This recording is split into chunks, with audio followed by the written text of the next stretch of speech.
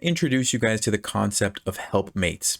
A helpmate in chess is when both sides, so the white player and the black player, are working to get one of the kings in checkmate. This is very different from a real game of chess where you're trying to avoid getting checkmated. And usually in these types of problems, one person, in this case it was me, controls both sides. So I would control the white pieces, I would also control the black pieces, and I would make black fully cooperate to get into this checkmate. So if you didn't notice that, this actually is checkmate. The knights are controlling all the squares that the king can go to, and it's very interesting looking checkmate, at least in my opinion. I thought it was pretty interesting. So the question for you guys is, how did we get this position? And I'll go ahead and tell you, this happened in just 11 moves.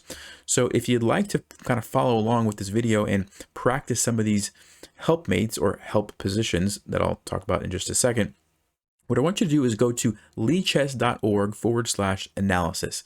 And that's just going to pull up an empty analysis board, and it'll look just like this, and you can start moving the pieces around. And your goal is to get it to look just like this. Okay, and so some of the moves should be pretty obvious to you, like how did this pawn get here? Well, probably they just moved forward. It could have been only one move, but you kind of have to think through that, right? These are pretty obvious, I think. This knight, probably pretty obvious.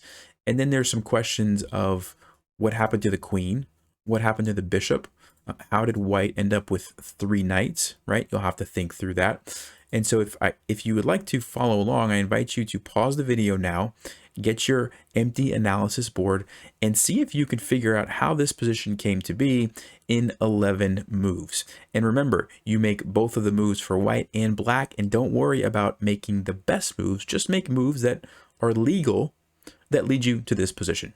So go ahead and pause and do that if you'd like, and then afterwards we'll talk about the solution. So let's go back to the beginning here of my board. All right, so here we go. So when I was going through this, I decided to start with getting the knights to these 2 positions, and it was pretty obvious to me that this knight could very easily get to e4. This one was going to have a tougher time getting to e3. Whenever you have a knight that's trying to go to a diagonal space that's a space is in between you diagonally and you're trying to get there, it takes 4 moves for the knight to get there. So 1, 2, 3, 4 would be an example, or 1, 2, 3, 4, or let's see, 1, 2, 3, 4. There's lots of different ways that you can go. So that's what I decided to start with, knight here. And then I started also making the necessary pawn moves for black. So the knight goes here, the king comes up, check, king comes up, knight goes here. Okay, so there's one knight. And then here's the pawn moves for black, and the king is already in position. Okay, so the other knight comes in. Here we go. And we have 3 of the pawn moves already made. And then now is where it might get a little tricky to figure out what happened next. But I went ahead and positioned the knight, remember, back here. And now you can kind of probably start to see what the final moves were if you think about the queen, the bishop, and what else was missing about the position, right? It was this h-pawn. And so h4, right? The knight goes back. h5, bishop goes to g7, h6, queen to f8, capture it, and then the last move, if you remember the position, a5, and then we take the queen, and this is the checkmate. So that's 11 moves.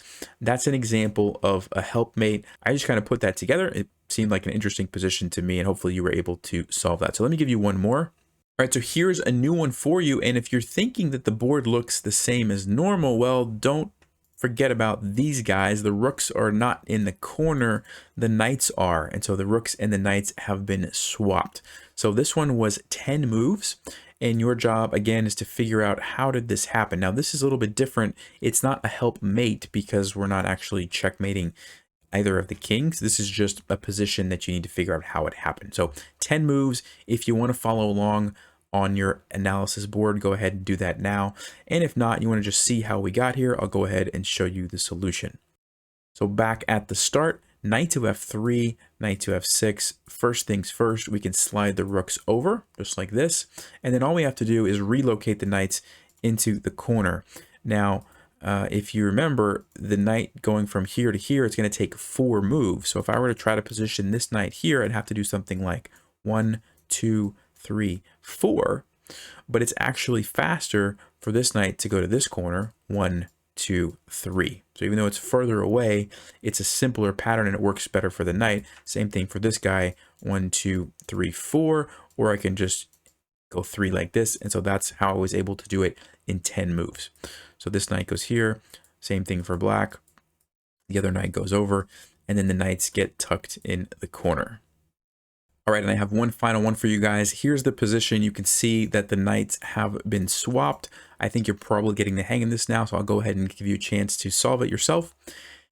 And if you've done that, if you've paused and solved it, or you just want to see the solution, here we go. Knight to f3, knight to f6. Of course, black's going to kind of have to do the same thing that we're doing with white. And I just need to figure out a way to loop around to this square. There's one tricky thing about this, is that you have to avoid the f6 and the f3 squares, because if my knight ended up going here, it's putting black in check. Black wouldn't be able to make another knight move. They'd have to actually take me, and I wouldn't be able to achieve this, right? So that's why I have to go this way, so that my knight can go to h6 in g8, as opposed to if I tried to go like this. Notice how I would land on f6 and it wouldn't work. So one little detail there that you had to pay attention to, but other than that, it's pretty straightforward. The knights are just basically swapping spots, and there you go, they hop in, and that was also 10 moves. All right, so now that you guys have a good idea of how this works, I'd like to propose a challenge. If somebody would like to create one of these for me to solve, so a position, it can be anything. I just want you to keep it under 20 moves, so 20 moves or less, because if it's like a 50 move one, it's going to be really difficult. Hopefully under 20 might be more manageable. If you'd like to email that to me, chessvibesyt@gmail.com.